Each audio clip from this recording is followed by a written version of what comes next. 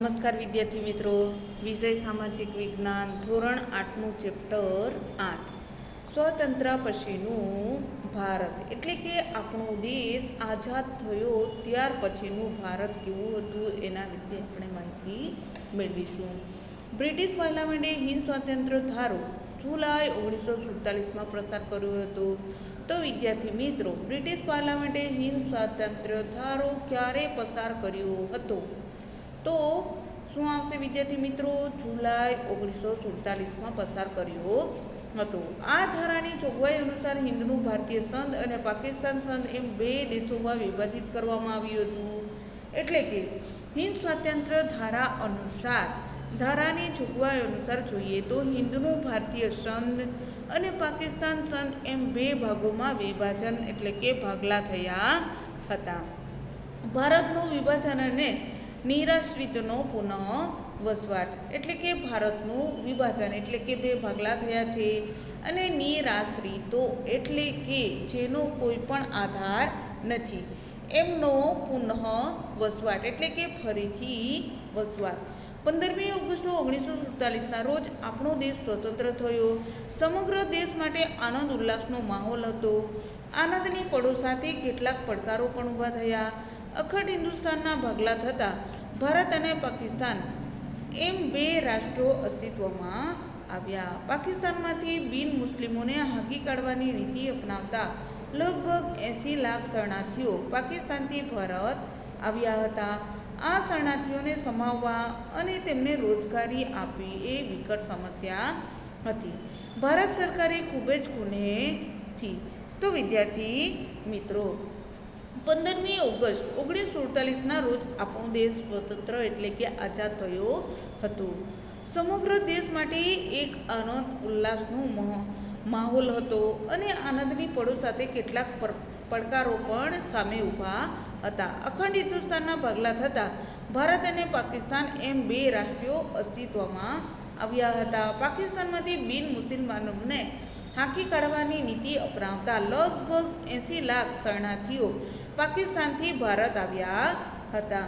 આ શરણાર્થીઓને સમાવવા, તેમને રોજગારી આપવી એક સૌથી મહત્ત્વની અને વિકટ સમસ્યા હતી. ભારત સરકારે ખૂબ જ કુનેહથી આ જવાબદારી નિભાવી હતી. એટલે કે ભારત સરકારે ખૂબ જ કુનેહથી આ જવાબદારી પણ સ્વીકારી લીધી હતી અને નિભાવી હતી. દેશના લોકો અને સરકારે આ નિરાશ્રિતોને પૂરતી સગવડો આપી. એટલે કે દેશના દરેક લોકોએ તેમજ સરકારે આ જે નિરાશ્રિતો આવ્યા હતા ભારતમાં એમને પૂરેપૂરી સગવડ આપી. વિશાળ શરણાર્થી શિબિર ખોલવામાં આવી હતી. નિરાશ્રિતોના પુનઃવસન બાદ તેઓ બધા સાથે એકરૂપ થઈ ગયા અને નૂતન જીવનની શરૂઆત કરી. એટલે કે દેશના લોકો અને સરકારે આ જે નિરાશ્રિતો આવ્યા હતા એમને સગવડો પૂરું પાડી, તેમજ વિશાળ એટલે કે ખૂબ મોટી શરણાર્થી શિબિર પણ ખોલવામાં આવી હતી. અને નિરાશ્રિતોના પુનઃવસવાટ બાદ તેઓ બધા સાથે એકરૂપ થઈને રહે અને નૂતન જીવનની શરૂઆત પણ તેમણે કરી હતી. તો વિદ્યાર્થી મિત્રો, ભારત પાકિસ્તાનના ભાગલા વખતનું દ્રશ્ય તમે નિહાળી શકો છો. તે સમયે ભારતમાં 562 જેટલા નાના મોટા દેશી રાજ્યો હતા. આ રાજ્યોને ભારત સંઘ સાથે જોડાવા માટે સહમત કરવા પણ એક અઘરો પડકાર હતો.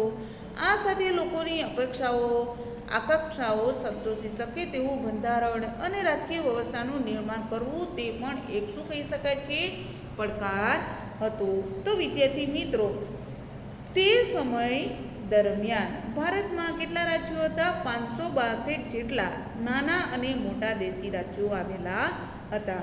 અને આ રાજ્યોને ભારત સંઘમાં જોડાવા માટે સહમત કરવા પણ એક અઘરો પડકાર હતો. આ સાથે લોકોની અપેક્ષાઓ આકાંક્ષાઓ સંતોષી શકે તેવું બંધારણ અને રાજકીય વ્યવસ્થાનું નિર્માણ કરવું પણ એક પડકાર હતો.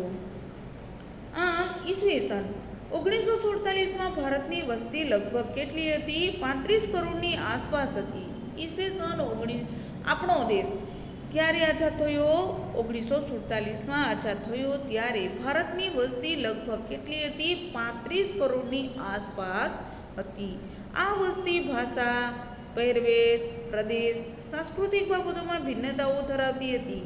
એટલે કે આ જે વસ્તી પ્રજા હતી એ પ્રજા ખાસ કરીને વસ્તી, એમની ભાષા, એમનો પહેરવેશ, એમનો પ્રદેશો અને એમની સંસ્કૃતિની બાબતોમાં ઘણી એવી ભિન્નતાઓ જોવા મળી હતી.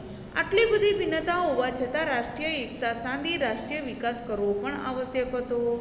આટલી બધી ભિન્નતા લોકોમાં હોવા છતાં પણ રાષ્ટ્રીય એકતા તેમજ રાષ્ટ્રીયનો વિકાસ કરવો શું છે? ખૂબ જ આવશ્યક છે. સ્વતંત્રતા સમયે વસ્તીનો મોટો સમુદાય ગામડામાં રહેતો. એટલે જ્યારે ભારત સ્વતંત્ર થયું હતું ત્યારે વસ્તીનો મોટો જન સમુદાય ગામડામાં રહેતો અને એની સાથે સાથે તે આર્થિક રીતે ખેતી કરતો. આ ઉપરાંત ગંદા શહેરો, ગીચ વસવાટ, ગરીબી, શિક્ષણ અને આરોગ્યલક્ષી સવલતોનો અભાવ તથા ગ્રામીણ વિસ્તારોમાં ખેતી અને ખેતી સંલગ્ન રોજગારીની સમસ્યાનો પડકારરૂપ હતી. બધા જ પડકારોની સાથે રાષ્ટ્રીય એકતા સાથે રાષ્ટ્રીય વિકાસ કરવો પણ ખૂબ જ જરૂરી રહ્યો છે. તો વિદ્યાર્થી મિત્રો, આપણે જોઈએ તો લોકોમાં ઘણી એવી ભિન્નતા હોવા છતાં પણ રાષ્ટ્રીય એકતા, રાષ્ટ્રનો વિકાસ કરવો એ ખૂબ જ આવશ્યક બાબત કહી શકાય છે. સ્વતંત્ર સમયે વસ્તીનો મોટો સમુદાય ક્યાં રહેતો હતો? ગામડામાં. અને ગામડામાં રહી તેઓ ખેતી કરતા. આ ઉપરાંત પણ શહેરોમાં ગંદા વસવાટ હોય છે, ગીચ વસ્તી હોય છે, ગરીબી, શિક્ષણ અને આરોગ્યલક્ષી સવલતોનો અભાવ હોવા છતાં પણ ગ્રામીણ વિસ્તારમાં તેઓ રહેતા, ખેતી કરતા, એની સાથે સાથે પશુપાલન પણ કરતા અને ખેતી સંલગ્ન રોજગારીની સમસ્યાનો પડકારરૂપ સામનો પણ કરતા. બધા જ પડકારોની સાથે રાષ્ટ્રીય એકતા સાથે રાષ્ટ્રીય વિકાસ કરવો એ પણ ખૂબ જ જરૂરી હતું. દેશી રાજ્યોનું એકીકરણ અને વિલીનીકરણ. 562 જેટલા દેશી રાજ્યોનું ભારતીય સંઘમાં વિલીનીકરણ કરવું એ તાત્કાલિક ભારતની સૌથી મોટી સમસ્યા હતી. કાશ્મીર, હૈદરાબાદ અને મૈસૂર જેવા મોટા દેશી રાજ્યો હતા, જ્યારે કેટલાક દેશી રાજ્યો ખૂબ નાના હતા. બધા જ દેશી રાજ્યોને તો વિદ્યાર્થી મિત્રો કેટલા હતા? 562 જેટલા દેશી રાજ્યોનું ભારતીય સંઘમાં શું કરવામાં આવ્યું હતું? વિલીનીકરણ કરવું તે તાત્કાલિક ભારતની સૌથી મોટી સમસ્યા હતી. જેમાં કાશ્મીર, હૈદરાબાદ, મૈસૂર જેવા મોટા દેશી રાજ્યો હતા, જ્યારે કેટલાક દેશી રાજ્યો ખૂબ નાના પણ હતા. આ બધા દેશી રાજ્યોને ભારત સંઘમાં સમજાવવા ખૂબ મોટું અને મુશ્કેલ કાર્ય હતું. એટલે કે દરેક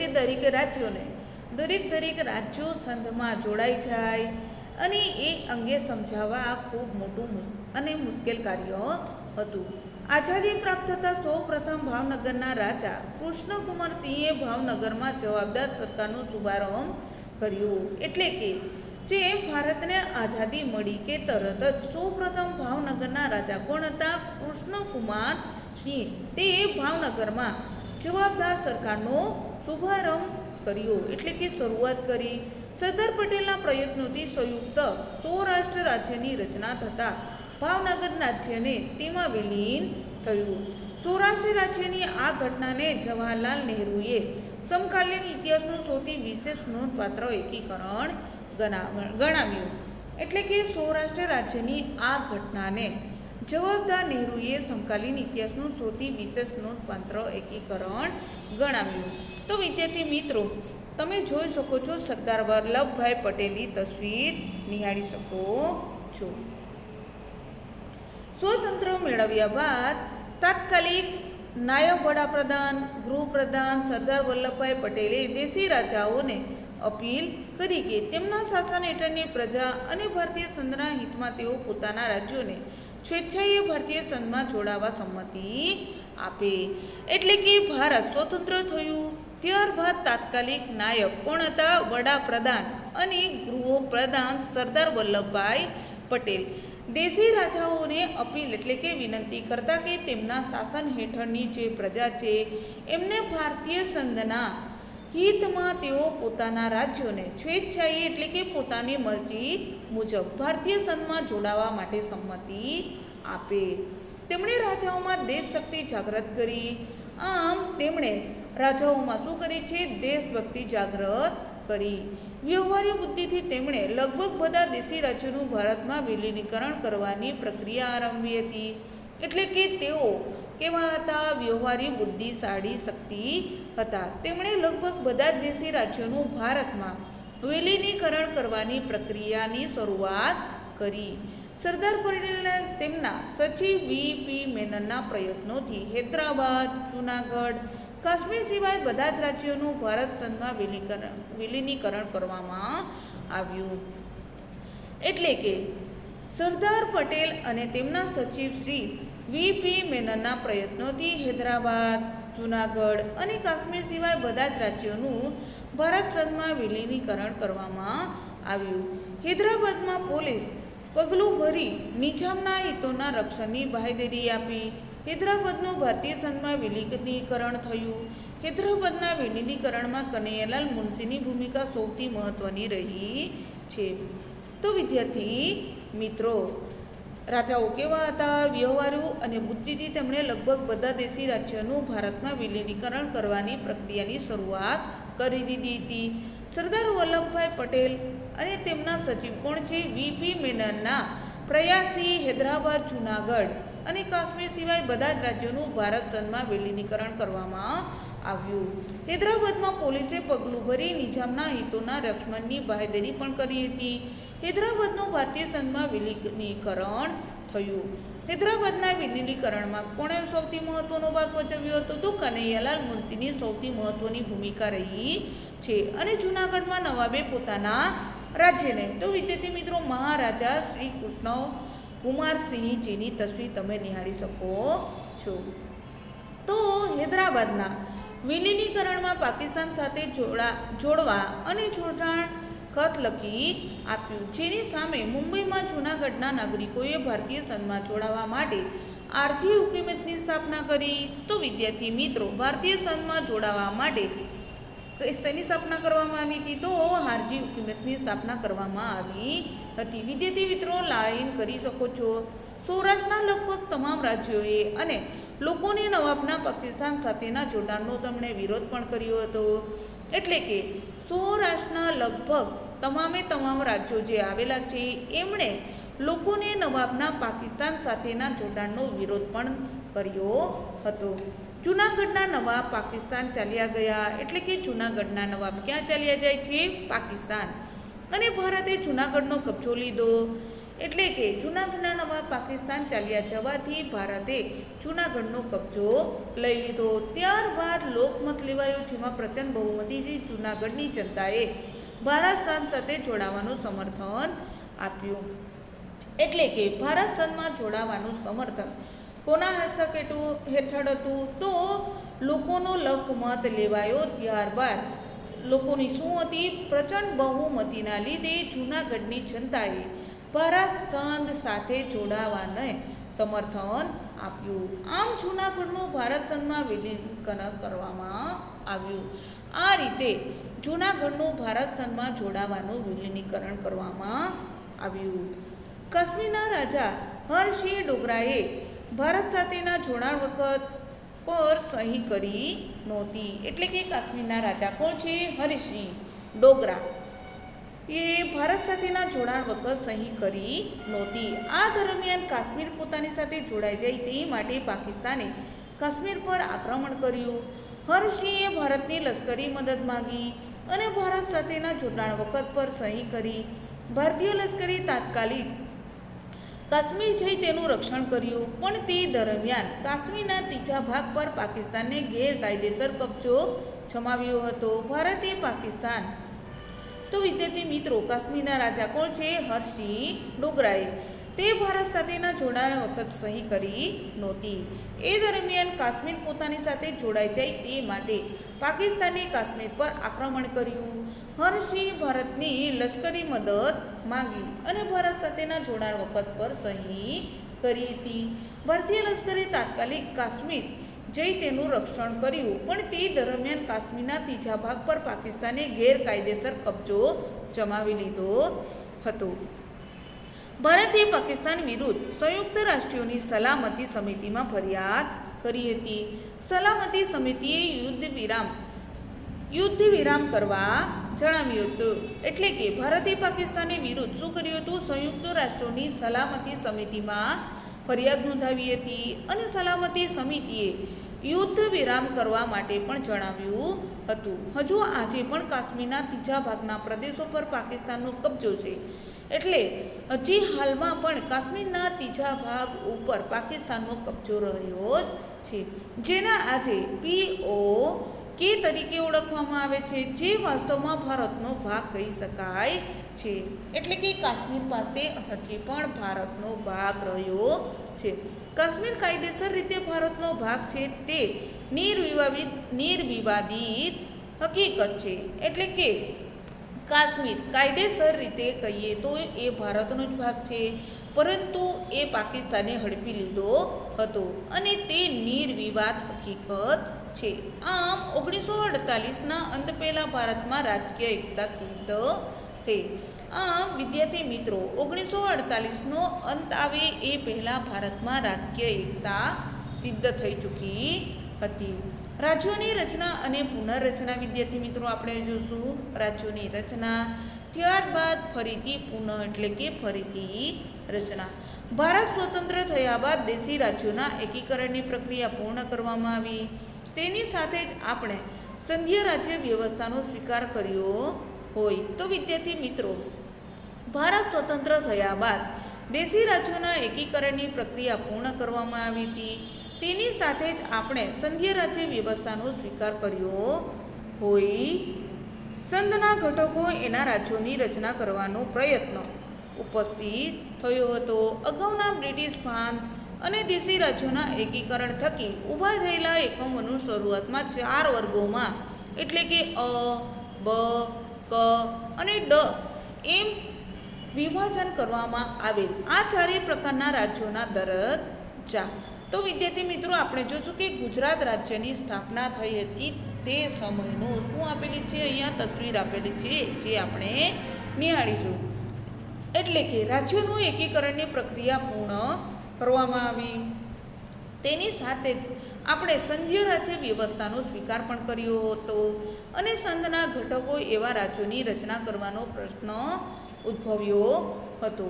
અગાઉના બ્રિટિશ પ્રાંત અને દેશી રાજ્યોનું એકીકરણ થયું અને એ એકીકરણ થકી ઊભા થયેલા એકમોનું શરૂઆતમાં 4 વર્ગોમાં શું કરવામાં આવ્યું છે? અ, બ, ક અને ડ એ વિભાજન કરવામાં આવ્યું હતું અને આ ચારેય પ્રકારના રાજ્યોના દરજ્જા સમાન ન હતા. આ એક કામચલાઉ વ્યવસ્થા હતી, કારણ કે ભારત પ્રજાસત્તાક બન્યા બાદ દેશમાં ભાષાના ધોરણે રાજ્યોની રચનાની માંગ ઊભી થઈ હતી. આ માટે કેટલાક રાજ્યોમાં ઉગ્ર આંદોલન પણ ચાલુ થયા, જેમાં મદ્રાસ રાજ્યમાંથી તેલુગી ભાષી લોકોએ આંધ્રપ્રદેશની માંગણી સાથે આંદોલન કરેલ. એટલે કે આમ સમાન નહોતા. આમ એક કામચલાઉ વ્યવસ્થા હતી, કારણ કે ભારત પ્રજાસત્તાક બન્યું ત્યારબાદ દેશમાં ભાષાના ધોરણે રાજ્યોની રચનાની માંગ ઊભી થઈ હતી. આ માટે કેટલાક રાજ્યોમાં ઉગ્ર આંદોલનો પણ ચાલુ થયા હતા, જેમાં મદ્રાસ રાજ્યમાંથી તેલુગુ ભાષી લોકોએ આંધ્રપ્રદેશની માંગણી સાથે આંદોલન કર્યા હતા. આ ઉગ્ર આંદોલનના કારણે કેન્દ્ર સરકારને તેમની માંગણી સ્વીકારવી પડી હતી અને ઈસવીસન 1953માં અલગ રાજ્ય આંધ્રપ્રદેશની રચના કરી હતી. તો વિદ્યાર્થી મિત્રો, અલગ રાજ્ય આંધ્રપ્રદેશની રચના ક્યારે કરવામાં આવી હતી? તો ઈસવીસન 1953માં. આંધ્રપ્રદેશ બાદ અન્ય ભાષા સમુદાયો ભાષા આધારિત પોતાના અલગ રાજ્યની માંગ કરવા લાગ્યા હતા. એટલે કે 1953માં અલગ રાજ્ય આંધ્રપ્રદેશની રચના કરવામાં આવી હતી. એની સાથે સાથે આંધ્રપ્રદેશ બાદ અન્ય ભાષા તેમજ સમુદાયો એટલે કે જન સમુદાયો આવેલા હતા.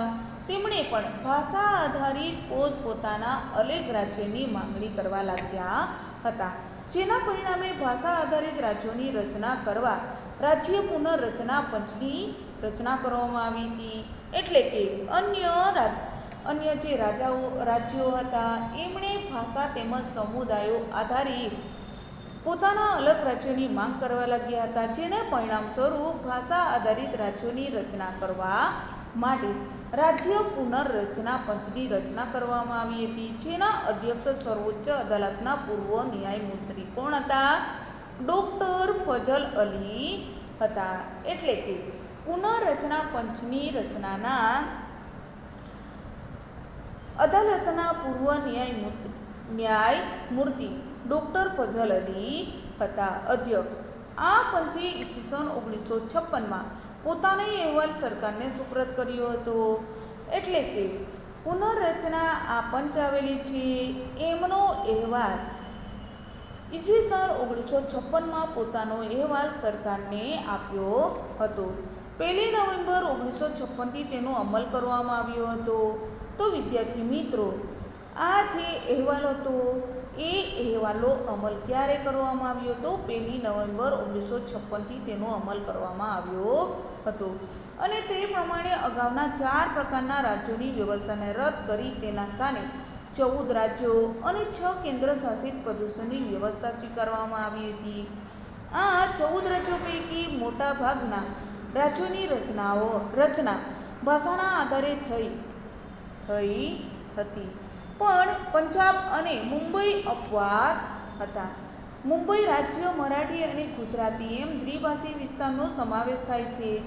એટલે કે તો વિદ્યાર્થી મિત્રો, આપણે જોઈએ કે અગાઉના 4 પ્રકારના રાજ્યોની વ્યવસ્થાને રદ કરી તેના સ્થાને 14 રાજ્યો અને 6 કેન્દ્ર શાસિત પ્રદેશોની વ્યવસ્થાનો સ્વીકાર કરવામાં આવ્યો હતો. તો વિદ્યાર્થી મિત્રો, તમે કેટલા રાજ્યો આવેલા છે? 14. અને કેન્દ્ર શાસિત પ્રદેશો કેટલા આવેલા છે? 6. તો એ તમારે યાદ રાખવાના રહેશે. આ 14 રાજ્યો પૈકી મોટાભાગના રાજ્યોની રચના ભાષાના આધારે થઈ, પણ પંજાબ અને મુંબઈ શું લાગ્યું હતું? અપવાદ હતા. મુંબઈ રાજ્ય મરાઠી અને ગુજરાતી એમ દ્વિભાષી વિસ્તારનો સમાવેશ થતો. આની સામે મરાઠી અને ગુજરાતી ભાષાના ધોરણે રાજ્યોની રચના કરવાની ઉગ્ર માંગ ઉઠી હતી અને મહાગુજરાત આંદોલનની શરૂઆત થઈ. તેના નેતાઓમાં ઇન્દુલાલ યાજ્ઞિક એટલે કે ઇન્દુ ચાચા, ભાઈલાલ ભાઈ એટલે કે ભાઈ કાકા, બ્રહ્મકુમાર ભટ્ટ વગેરે હતા. તો વિદ્યાર્થી મિત્રો, મહાગુજરાત આંદોલનની શરૂઆત થઈ. તો એમના પ્રણેતા એટલે કે નેતાઓ કયા કયા હતા? તો ઇન્દુલાલ યાજ્ઞિક, એને શું કહેવામાં આવે છે? ઇન્દુ ચાચા તરીકે પણ ઓળખાતા. ભાઈલાલ ભાઈ, એમને કઈ રીતે ઓળખાતા? ભાઈ કાકા તરીકે. બ્રહ્મકુમાર ભટ્ટ વગેરે તે નેતાઓ હતા, જેના પરિણામે મરાઠી અને ગુજરાતી ભાષી અલગ રાજ્યોની રચના કરવામાં આવી હતી. જેમના પરિણામ સ્વરૂપ મરાઠી અને ગુજરાતી ભાષી આમ અલગ રાજ્યની રચના પણ કરવામાં આવી હતી. નવા ગુજરાત રાજ્યનું ઉદ્ઘાટન ક્યારે કરવામાં આવ્યું હતું વિદ્યાર્થી મિત્રો? તો એક વાક્યનો પ્રશ્ન પૂછાઈ શકે છે, માટે તમે લાઈન કરી લેજો કે ગુજરાત રાજ્યનું ઉદ્ઘાટન 1 મે 1960ના રોજ સાબરમતી આશ્રમ અમદાવાદ ખાતે પૂજ્ય રવિશંકર મહારાજના હસ્તે થયું હતું. તો વિદ્યાર્થી મિત્રો, ગુજરાત રાજ્યની સ્થાપના ક્યારે કરવામાં આવી હતી? એમનું ઉદ્ઘાટન ક્યારે થયું હતું? તો 1 મે 1960ના રોજ સાબરમતી અમદાવાદ ખાતે પૂજ્ય રવિશંકર મહારાજના હસ્તે કરવામાં આવ્યું હતું. નવ ગુજરાત પ્રથમ રાજ્યપાલ તરીકે કોની નિમણૂક કરવામાં આવી હતી? મેહદી નવાઝ જંગ. અને પ્રથમ મુખ્યમંત્રી તરીકે ડૉક્ટર જીવરાજ મહેતાએ શપથ લીધા હતા. તો વિદ્યાર્થી મિત્રો, ગુજરાત રાજ્યનું ઉદ્ઘાટન 1 મે 1960ના રોજ સાબરમતી આશ્રમ નદીના કિનારે અમદાવાદ ખાતે પૂજ્ય રવિશંકર મહારાજના હસ્તે થયું હતું. અને નવ ગુજરાતના પ્રથમ રાજ્યપાલ તરીકે કોણ હતું? મેહદી નવાઝ જંગ. એ પણ તમે લાઈન કરી શકો છો. અને પ્રથમ મુખ્યમંત્રી તરીકે કોણ હતા? ડૉક્ટર જીવરાજ મહેતાએ શપથ લીધા હતા. ઈસવીસન 1966માં પંજાબનું વિભાજન કરીને પંજાબ અને હરિયાણાને અલગ રાજ્ય તરીકે માન્યતા આપવામાં આવી હતી. તો વિદ્યાર્થી મિત્રો, સમય જતાં અસમ, નાગાલેન્ડ, મેઘાલય, મણિપુર, ત્રિપુરા, અરુણાચલ પ્રદેશ, મિઝોરમ એમ પૂર્વોત્તર ભારતના 17 રાજ્યોની રચના થઈ. આ 7 રાજ્યો સ્ટેટ તરીકે ઓળખાય છે. મોટા રાજ્યોની અલગ નાના રાજ્યો રચવાની માંગણી સતત ચાલુ રહી. ઈસવીસન 2000માં બિહારમાંથી ઝારખંડ, મધ્યપ્રદેશમાંથી છત્તીસગઢ અને ઉત્તર પ્રદેશમાંથી ઉત્તરાખંડ રાજ્યની રચના કરવામાં આવી હતી. ઈસવીસન 2014માં આંધ્રપ્રદેશમાંથી તેલંગાણા અલગ રાજ્ય બન્યું. છેલ્લે ઓક્ટોબર 2019થી જમ્મુ અને કાશ્મીર તેમજ લદ્દાખને કેન્દ્રશાસિત પ્રદેશ તરીકે દરજ્જો પ્રાપ્ત થયેલ છે. હાલમાં ભારતમાં 28 રાજ્યો આવેલા છે. દિલ્હી રાજ્ય અને રાષ્ટ્રીય રાજધાની વિસ્તાર સહિત 8 કેન્દ્રશાસિત પ્રદેશોનો સમાવેશ થાય છે. તો વિદ્યાર્થી મિત્રો, જેમ જેમ સમય વહીતો ગયો તેમ અસમ, નાગાલેન્ડ, મેઘાલય, મણિપુર, ત્રિપુરા, અરુણાચલ પ્રદેશ, મિઝોરમ એમ પૂર્વોત્તર ભારતમાં 7 રાજ્યોની રચના થઈ. આ 7 રાજ્યો શું કહેવામાં આવે છે? 7 સિસ્ટર સ્ટેટ તરીકે ઓળખાય છે. મોટા રાજ્યોમાંથી અલગ નાના રાજ્યો રચવાની પણ સતત માંગ ચાલુ રહી હતી. ઈસવીસન 2000માં બિહારમાંથી ઝારખંડ, મધ્યપ્રદેશમાંથી છત્તીસગઢ અને ઉત્તર પ્રદેશમાંથી ઉત્તરાખંડ રાજ્યની રચના કરવામાં આવી હતી. ઈસવીસન 2014માં આંધ્રપ્રદેશમાંથી તેલંગાણા અલગ રાજ્ય બન્યું હતું. તો વિદ્યાર્થી મિત્રો, આ તમને પ્રશ્ન પૂછાઈ શકે છે કે આંધ્રપ્રદેશમાંથી તેલંગાણા ક્યારે અલગ રાજ્ય બન્યું? તો ઈસવીસન 2014માં. છેલ્લે ઓક્ટોબર 2019થી જમ્મુ અને કાશ્મીર તેમજ લદ્દાખને કેન્દ્રશાસિત પ્રદેશ તરીકે દરજ્જો પણ પ્રાપ્ત થયો હતો. હાલ ભારતમાં કેટલા રાજ્યો છે? 28. તો વિદ્યાર્થી મિત્રો, લાઈન કરી શકો છો. દિલ્હી રાજ્ય અને રાષ્ટ્રીય શું છે? રાજધાની વિસ્તાર સહિત 8 કેન્દ્રશાસિત પ્રદેશોનો સમાવેશ થયેલો છે. ફ્રેન્ચ અને પોર્ટુગીઝ સંસ્થાઓનું ભારત સંઘમાં વિલીનીકરણ. 26મી જાન્યુઆરી 1950ના રોજ ભારત પ્રજાસત્તાક બન્યું. ત્યાં સુધીમાં ભારતના દેશી રાજ્યોનું ભારત સંઘ સાથે જોડાણ થઈ ચૂક્યું હતું. પરંતુ ફ્રાન્સ અને પોર્ટુગલના તાબા હેઠળના પ્રદેશોનું ભારત સંઘ સાથે જોડાણ બાકી હતું. પાંડિચેરી. તો વિદ્યાર્થી મિત્રો, 26 જાન્યુઆરી 1950ના રોજ ભારત શું થયું છે? પ્રજાસત્તાક બન્યું હતું. ત્યાં સુધીમાં ભારત દેશી રાજ્યોનું ભારત સંઘ સાથે જોડાણ થઈ ચૂક્યું હતું. પરંતુ ફ્રાન્સ અને પોર્ટુગલના તાબા હેઠળના પ્રદેશોનું ભારત સંઘ સાથે જોડાણ બાકી હતું. જેમાં પાંડુચેરી, માહે, યાનામ, કરાઈકલ, ચંદ્રનગર પર ફ્રેન્ચોનો અંકુશ હતો. ત્યાંની સ્થાનિક પ્રજાએ ફ્રેન્ચ સરકાર સામે ભારત છોડોનું એલાન પણ આપ્યું હતું. આ પ્રશ્નોનું શાંતિમય સમાધાન કરવા ભારત સરકારે ફ્રેન્ચ સરકાર સાથે વાટાઘાટો શરૂ કરી હતી. સરકારે ફ્રેન્ચે લોકોનો મિજાજ અને ભારત સાથે જોડાવાની તીવ્ર ઈચ્છા પારખી લઈ પોતાના સંસ્થાનો ભારતને સુપ્રત કર્યા. 13 ઓક્ટોબર 1954માં ફ્રાન્સ વસાહતો ભારત સરકારે સુપ્રત કરી ભારતમાંથી વિદાય લીધી હતી. તો વિદ્યાર્થી મિત્રો, 26 જાન્યુઆરી 1950ના રોજ ભારત પ્રજાસત્તાક બન્યું. ત્યાં સુધીમાં ભારત દેશી રાજ્યોનું ભારત સંઘ સાથેનું જોડાણ થઈ ચૂક્યું હતું. પરંતુ ફ્રાન્સ અને પોર્ટુગલના જે એમના હસ્તક હેઠળ પ્રદેશોનું ભારત સંઘ સાથે જોડાણ બાકી હતું. જેમાં કયા કયા રાજ્યો આવે છે? પાંડુચેરી, માહે, યાનામ, કરાઈકલ, ચંદ્રનગર પર ફ્રેન્ચોનો અંકુશ રહ્યો હતો. ત્યાંની સ્થાનિક પ્રજા એટલે કે ત્યાંની રહેવાસી જે પ્રજા હતી એમણે ફ્રેન્ચ સરકાર સામે ભારત છોડોનું આંદોલન પણ આપ્યું હતું. આ આંદોલન પ્રશ્નોનું શાંતિમય સમાધાન કરવા ભારત સરકારે ફ્રેન્ચ સરકાર સાથે વાટાઘાટો પણ શરૂ કરી હતી અને ફ્રાન્સે લોકોનો મિજાજ અને ભારત સંઘ સાથે જોડાવાની તીવ્ર ઈચ્છા પણ પારખી લીધી હતી અને પોતાના સંસ્થાનો તેમણે ભારતને સુપ્રત કર્યા હતા. 13 ઓક્ટોબર 1954માં ફ્રાન્સે વસાહતો ભારત સરકારને સુપ્રત કરી ભારતમાંથી વિદાય લીધી હતી. આમ દીવ, દમણ, ગોવા, દાદરા નગર હવેલી પ્રદેશો પર પોર્ટુગીઝોનો કબજો હતો. ફ્રેન્ચો કરતાં પોર્ટુગીઝો વધુ ચક્કી પુરવાર થયા. સમજાવટ અને વાટાઘાટો દ્વારા આ પ્રદેશો સોંપી દેવા ભારત સરકારે ઘણા પ્રયત્નો કર્યા, પણ પોર્ટુગીઝ સરકાર તૈયાર ન થઈ. ત્યારે ત્યાંના સ્થાનિક લોકોએ ભારત સંઘ સાથે જોડાવા માટે ગોવા મુક્તિ આંદોલનની શરૂઆત કરી. આ આંદોલન દરમિયાન હજારો લોકોએ ગોવા દીવ દમણના પ્રવેશવા પ્રયત્ન કર્યો, જેમાં ઘણા સત્યાગ્રહીઓ શહીદ થઈ ગયા. સત્યાગ્રહો અને સમજાવટ જેવા ઉપાયો કારગત ન નીવડતા ભારત સરકારે ગોવાને મુક્ત કરાવવા. તો વિદ્યાર્થી મિત્રો, દીવ દમણ ગોવા દાદરા નગર હવેલી પર પ્રદેશો પર પોર્ટુગીઝોનો શું હતો? કબજો હતો, જેમાં ફ્રેન્ચો કરતાં પોર્ટુગીઝો વધુ ચક્કી પુરવાર થયા હતા.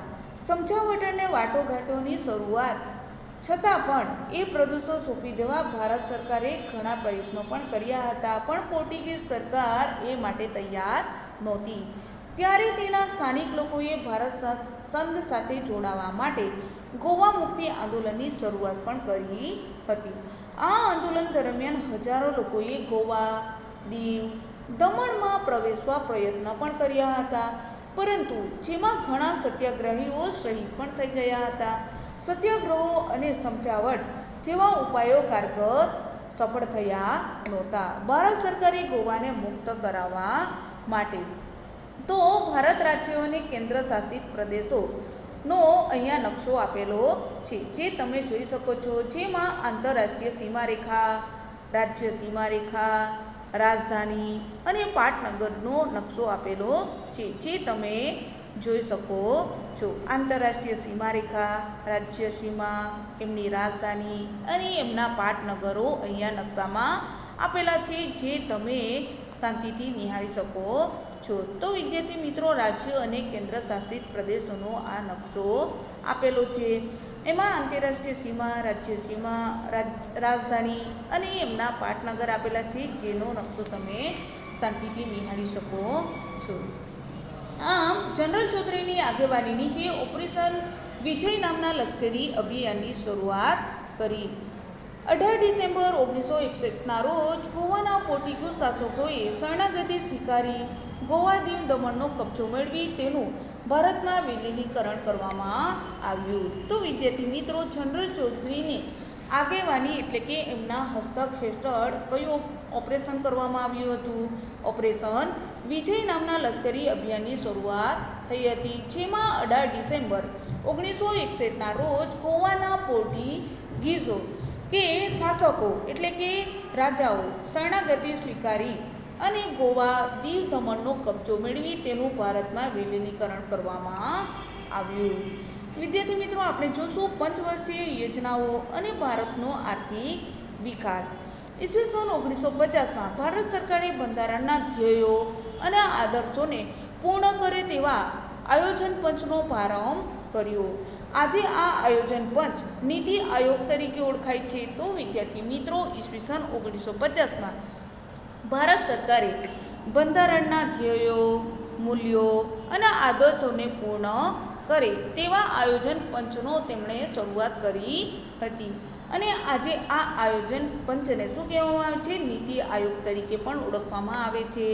આ આયોજન પંચના નિષ્ણાત અર્થશાસ્ત્રીઓ, વહીવટી નિષ્ણાતો અને વિવિધ ક્ષેત્રોના નિષ્ણાતોનો સમાવેશ થાય છે. એટલે કે આ આયોજન પંચની જ્યારે પણ રચના કરવામાં આવી હશે ત્યારે આયોજન પંચના કેટલાક નિષ્ણાતો છે તે પણ કેવા છે? અર્થશાસ્ત્રીઓ, વહીવટી નિષ્ણાતો અને વિવિધ ક્ષેત્રોમાં નિપુણતા ધરાવતા નિષ્ણાતોનો સમાવેશ થયેલો છે. તેના અધ્યક્ષ હોદ્દાની રૂએ વડાપ્રધાન હોય છે. તેના અધ્યક્ષ પણ હોદ્દાની રૂએ કોણ હોઈ શકે છે? વડાપ્રધાન. ભારતનું આર્થિક આયોજન લાંબા ગાળા અને ટૂંકા ગાળા એમ બે ઉદ્દેશ્ય ધરાવે છે. એટલે કે આ જે આયોજન પંચ નીતિ આયોગ છે એ આયોજન કેવું હોય છે? લાંબા ગાળાનું પણ હોઈ શકે છે અને ટૂંકા ગાળાનું પણ હોઈ શકે છે. આમ તેમાં બે ઉદ્દેશો પુરવાર થયેલા હોઈ શકે છે.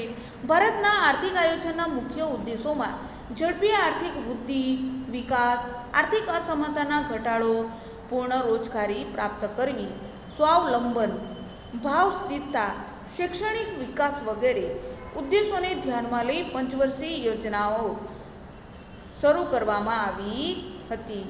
તો વિદ્યાર્થી મિત્રો, આપણે જોઈએ કે આયોજન કેવું હતું, લાંબા ગાળાનું કે ટૂંકા ગાળાનું, એવા બે પણ ઉદ્દેશો હોઈ શકે છે.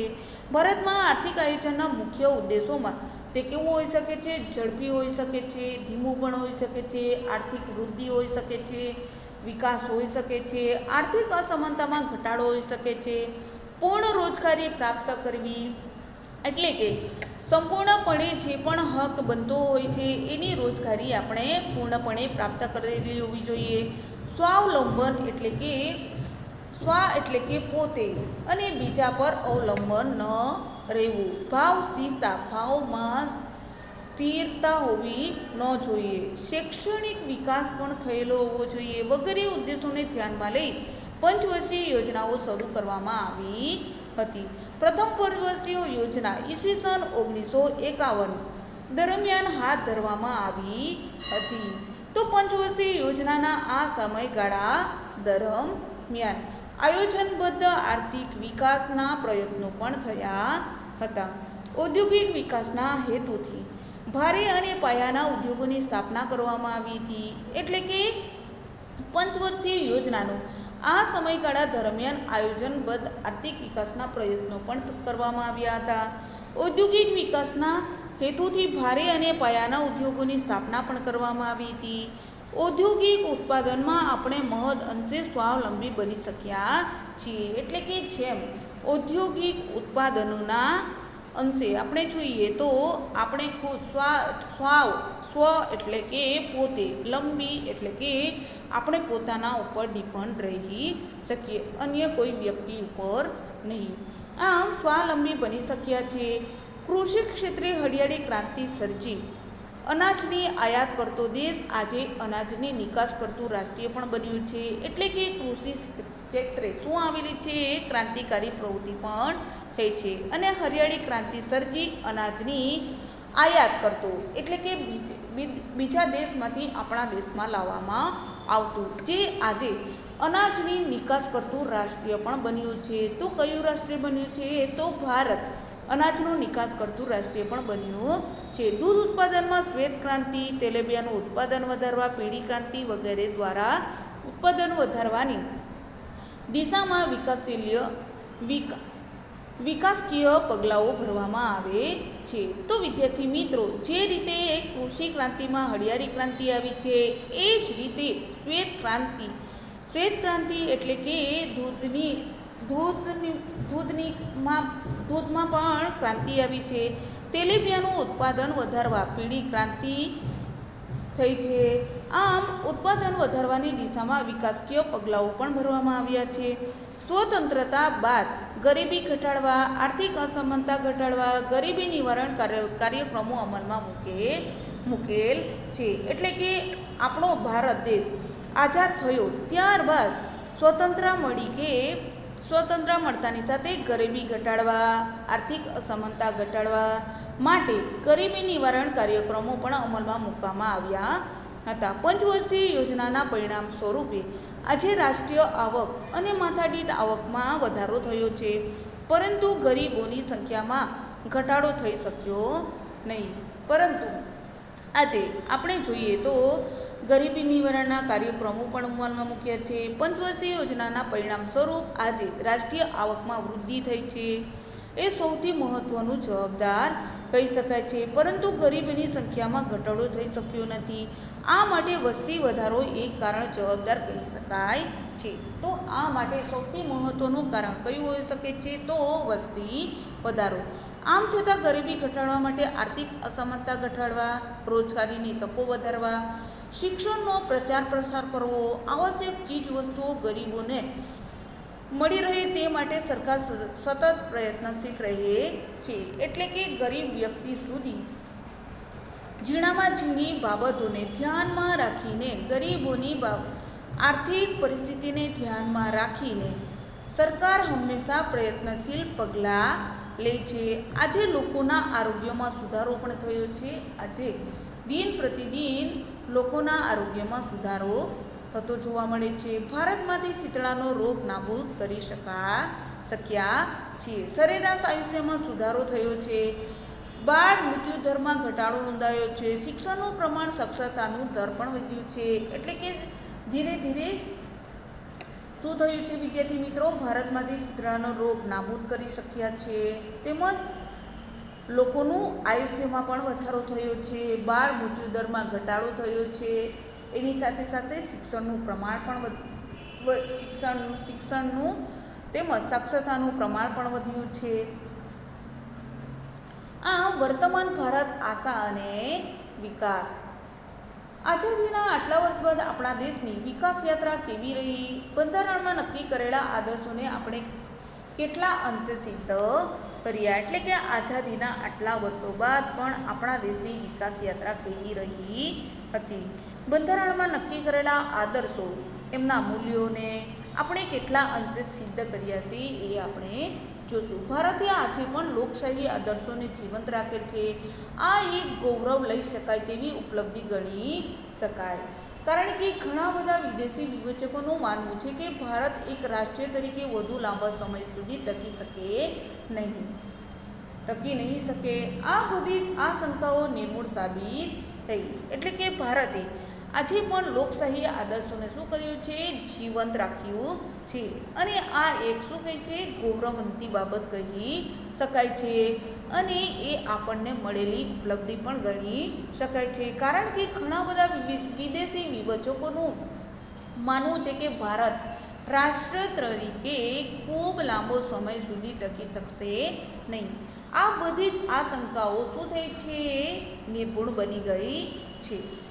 આઝાદીથી લઈને અત્યાર સુધી લોકસભા તેમજ સ્થાનિક સ્વરાજ્યની સંસ્થાઓની અને વિધાનસભાની ઘણી ચૂંટણીઓ સફળતાપૂર્વક પૂર્ણ થયેલ છે. એટલે કે ભારત દેશ આઝાદ થયો અને ત્યાર સુધી લોકસભા તેમજ સ્થાનિક સ્વરાજ્યની સંસ્થાઓ તેમજ વિધાનસભાની ઘણી ચૂંટણીઓ કેવી થઈ છે? સફળતાપૂર્વક પૂર્ણ થયેલ છે. ભારતમાં નાગરિકોને પુખ્તમ અધિકાર આપવામાં આવ્યો છે. ભારતમાં નાગરિકોને શું આપવામાં આવ્યું છે? પુખ્ત વય અધિકાર આપવામાં આવ્યો છે. ભારતમાં પ્રેસ સ્વાતંત્ર્ય છે. ભારતમાં શું છે? પ્રેસ સ્વાતંત્ર્ય છે. નિષ્પક્ષ અને તટસ્થ ન્યાયતંત્ર પણ છે. નિષ્પક્ષ અને તટસ્થ ન્યાયતંત્ર પણ આવેલું છે. આ ઉપરાંત ભાષાકીય વિવિધતા, ધાર્મિક વિવિધતા રાષ્ટ્રીય એકતા માટે બાધક બનતી નથી. આમ ભાષાકીય એટલે કે દરેક લોકો હોય છે એમની ભાષા કેવી હોય છે? વિવિધતા, અલગતા જોવા મળે છે.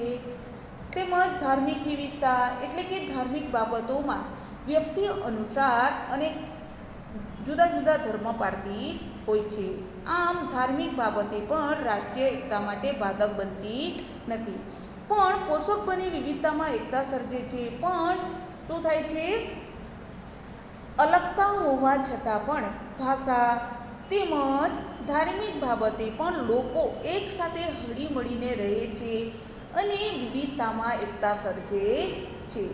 આમ વિશ્વના અન્ય વિકાસશીલ દેશોની સરખામણીમાં ભારતે આઝાદી પછીના વર્ષોમાં ટેકનોલોજીના ક્ષેત્રોમાં વિકાસ સાધ્યો છે. એટલે કે વિશ્વના અન્ય વિકાસશીલ દેશોની સરખામણીમાં જોઈએ તો ભારત આજે આઝાદી પછીના વર્ષોમાં ટેકનોલોજીના ક્ષેત્રે પણ સારો એવો વિકાસ સાધ્યો છે અને વિકસિત દેશોની સાથે બરોબરી સાધી છે.